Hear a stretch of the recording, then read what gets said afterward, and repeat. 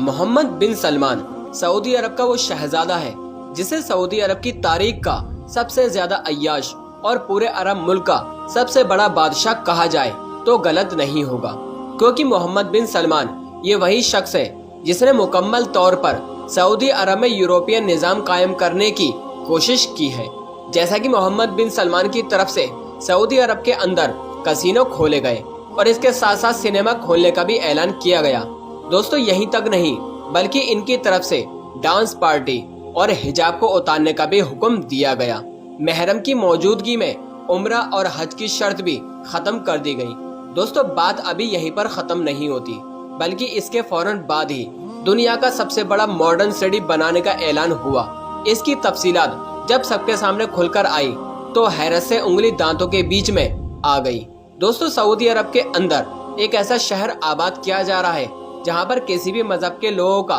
किसी भी इंसान के ऊपर कोई भी अमल दखल नहीं होगा। इन तमाम इकदामात के बाद लोगों की तरफ से हिमायत भी कही गई, जबकि कुछ लोगों ने इन कामों की शदीद मुखालिफत भी की, जिनमें से काबा शरीफ के इमाम साहब, जिन्होंने इन नाच गानों पर खुलकर तनकीद की और इसे बंद करने की दरख्वास्त भी की। लेकिन फिर इमाम काबा के साथ जो भी किया गया उसे हमारी इस दुनिया के लोग हमेशा याद रखेंगे। दोस्तों, सऊदी अरब के इमाम साहब का नाम सालेह अल तालिब है, जिन्हें साल 2018 में गिरफ्तार किया गया था। और सबसे बड़ा जुल्म ये था कि इन्हें बगैर किसी वजह बताए सऊदी अरब की गवर्नमेंट ने गिरफ्तार कर लिया था। और अब की एक ताज़ा खबर के मुताबिक सऊदी अरब में एक अदालत ने 22 अगस्त को खानाए काबा के मौजूदा इमाम और मुबल्लिग शेख सालेह अल तालिब को 10 साल की कैद की सजा सुनाई है। ये इमाम साहब मुख्तलिफ सऊदी अरब की अदालतों में जज की हैसियत से अपने खिदमात को अंजाम भी दे चुके हैं, जिनमें दारुल हुकूमत रियाद की हंगामी अदालत और मक्का मुकर्रमा शरीफ की हाई कोर्ट भी शामिल है,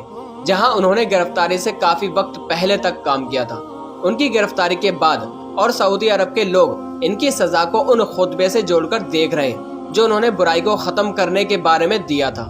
जिसमें पहले उन्होंने कहा था कि हमारे यहाँ का इस्लाम सऊदी अरब बहुत ही तेजी के साथ यूरोपियन निज़ाम में तब्दील हो रहा है, जो बहुत ही ज्यादा अफसोसनाक बात है।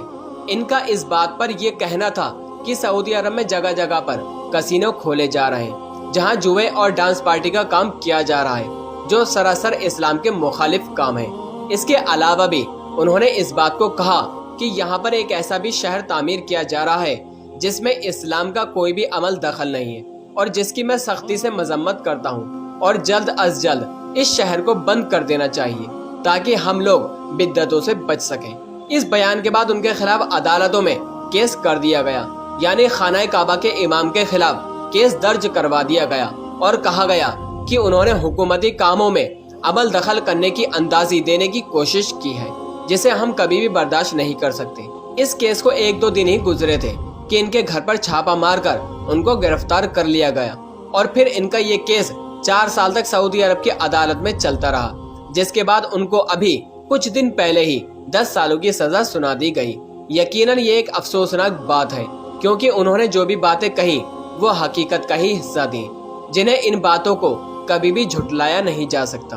दोस्तों, ये बात भी आप लोगों को याद रहे कि पिछले चंद सालों में सऊदी अरब को अब एक यूरोपियन मुल्क बना दिया गया है और इन चंद सालों में इस पाक सरजमीन पर ऐसे ऐसे बेहुदा कामों को देखा गया है कि हर सच्चा मुसलमान अपने कानों पर हाथ लगाता है। लेकिन इस बार शुरू होने वाले रियाद सीजन में बेहयाई के पिछले वो तमाम रिकॉर्ड तोड़ दिए गए हैं, जिसमें न सिर्फ नंगा डांस किया गया बल्कि इस पाक सरजमीन पर बॉलीवुड के लिए बेहुदा फिल्म बनाने का काम भी शुरू किया गया है। इससे भी ज्यादा अफसोसनाक और घटिया तरीन बात यह है, इस रियाद सीजन के इवेंट में आप लोग बखूबी ये देख सकते हैं कि किस तरह से एक म्यूजिक कंसर्ट में सलमान खान और बॉलीवुड की एक मशहूर अदाकारा शिल्पा शेट्टी की तरफ से मुजरा किया जा रहा है। लेकिन सऊदी अरब के नाम निहाद मुसलमान हजारों की तादाद में जमा होकर अपनी मुनाफिकत का जोरदार सबूत दे रहे हैं। और दोस्तों, ये कैसी घटिया तरीन मुनाफिकत है कि जहां रोज़ाए रसूल की जाली मुबारक को चूमने पर तो पाबंदियां लगा दी गई हैं और अगर कोई चूम भी ले तो उसको डंडा मारकर भगा दिया जाता है। लेकिन जब उसी शहर में जब गानों पर नंगा मुजरा किया जाता है तो उस वक्त आले सऊद को सांप सूंघ जाता है। इस पर अगर कोई गैरतमंद मुसलमान बोलने की हिम्मत भी अगर कर ले तो उसको उठाकर फेंक दिया जाता है। ये कैसी मुनाफिकत है کہ جس ملک میں محمد صلی اللہ علیہ وسلم کے نام پر انگوٹھے چومنے کو بدعت اور گناہ کہا جاتا ہو، لیکن اسی بیچ وہیں سعودی عرب میں شراب پی کر دیوانہ وار چومنے پر کوئی بھی پابندی نہیں لگائی گئی ہے۔ دوستو، یہ وہی پاک سرزمین ہے جہاں حضور صلی اللہ علیہ وسلم کے روضہ اقدس پر ہاتھ اٹھا کر دعا مانگنے کی تو اجازت نہیں ہے، لیکن اگر آپ نامحرم لڑکی کے ساتھ رہنا چاہیں تو آپ کو روکنے کے لیے کوئی بھی شخص نہیں آئے گا۔ دوستو، یہ منافقت نہیں تو اور کیا ہے کہ جہاں رسول صلی اللہ علیہ وسلم کی سب سے پیاری بیٹی حضرت بی بی فاطمہ الزہرا رضی اللہ تعالی عنہ کی مزار مبارک پر جانے والے لوگوں کو کڑی سے کڑی سزا دی جاتی ہے، لیکن اگر کوئی جوا کھانے پر جا کر شراب پی کر بےہودہ حرکتیں کرے تو اس کو کوئی نہیں روکتا۔ دوستو، یہ وہی مسلمان ہیں جنہوں نے صحابہ کرام کی مزاروں کے نشان تک مٹا ڈالے اور ان مٹے ہوئے نشانوں پر بھی بلڈوزر چلوا دیے گئے، اور اب وہی پاک سرزمین پر سلمان خان جیسے ناچنے والے لوگوں کے ہاتھوں کے نشان لگائے جائیں گے۔ آپ اس میوزک ایونٹ میں عوام کی تعداد کو دیکھیے اور سوچئے کہ یہ وہی مسلمان ہیں جن کو ہمیں آج تک فالو کرنے کے لیے کہا گیا اور بار بار یہی اس بات کی تنقید کی جاتی رہی کہ ان جیسا مسلمان بنیے تاکہ آپ کی آخری تسان ہو سکے، لیکن اب ان کا یہ حال دیکھیے۔ یقیناً ان کی تنقید کرنے والے لوگ بھی بے حد شرمندہ ہوتے ہوں گے۔ دوستو، آج سے کچھ دن پہلے پاکستان کے ایک مولانا صاحب فرما رہے تھے کہ ہم لوگوں کو کتاب اور سنت کے مطابق زندگی گزارتے رہنا چاہیے، بلکہ ویسے ہی جیسا سعودی عرب میں گزاری جا رہی ہے۔ لیکن اب یہ سوال پیدا ہوتا ہے کہ کیا سعودی عرب میں شلپا شیٹی کا اس طرح سے مجرا کرنا بھی کتاب اور سنت کے مطابق ہے، اور کیا یہاں پر ہونے والی خرافات بھی کتاب اور سنت کے مطابق ہے؟ تو اس کا جواب ہے ہرگز نہیں، کیونکہ کتاب اور سنت تو ہمیں اسلام کے ساتھ زندگی گزارنے کا حکم دیتی ہے، لیکن آج کل سعودی عرب میں ہونے والے بیہودہ کام کبھی بھی اسلام کا حصہ نہیں ہو سکتے۔ اس کنسرٹ کی سب سے زیادہ شرمناک اور سب سے زیادہ مخالفت بات یہ تھی کہ اس ایونٹ کے دوران ایسے کفریہ کلمات کہے گئے جو کسی بھی صورت قابل قبول نہیں ہے، اور وہ بھی ایسی جگہ پر جہاں اسلام کی ابتدا ہوئی، اور ان کلمات میں کہا گیا تھا کہ کوئی تو آئے گا بھگوان کے بدلے میں اور تیرا انتم تو لکھا ہے اس کے ہاتھ۔ دوستو، یہ الفاظ سلمان خان کے اس مشہور گانے سے لیے گئے تھے جو کلمات اس ایونٹ میں بار بار دہرائے جا رہے تھے، اور نیچے کھڑی ہوئی موجودہ عوام اپنی مستی میں اس شرکیہ انداز میں لطف اندوز ہو رہی تھی۔ لیکن افسوس، ان میں غیرت مند انسان کوئی بھی ایسا نہیں تھا جو کم سے کم اس ایونٹ کو روک سکے۔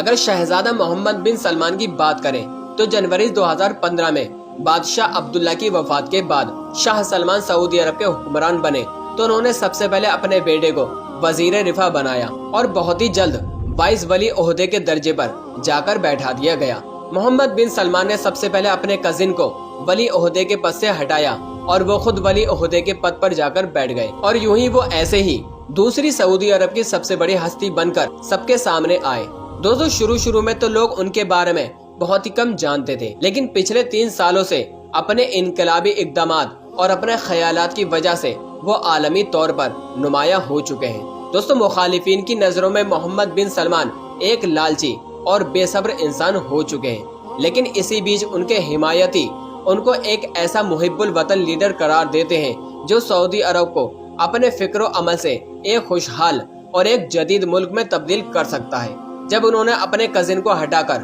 ولی عہدے کے پد پر جا کر بیٹھ گئے تو وہ اس وقت دنیا کے سب سے کم عمر کے وزیر دفاع اور سب سے کم عمر کے ڈپٹی وزیر کہلائے گئے۔ امریکہ کی میڈیا کے مطابق محمد بن سلمان کی دولت $17 بلین لگائی گئی ہے، جس میں سے ایک بڑا حصہ ان کے خاندان کی ملکیت اور میڈیا گروپ ہے، اور ان کی یہ بے تحاشا دولت یہ ہے۔ اسی بنیاد پر شہزادہ محمد بن سلمان عیاشی کرتے ہوئے نظر آتے ہیں، جس کی وجہ سے ان کو پردرشن کا بھی سامنا کرنا پڑتا ہے۔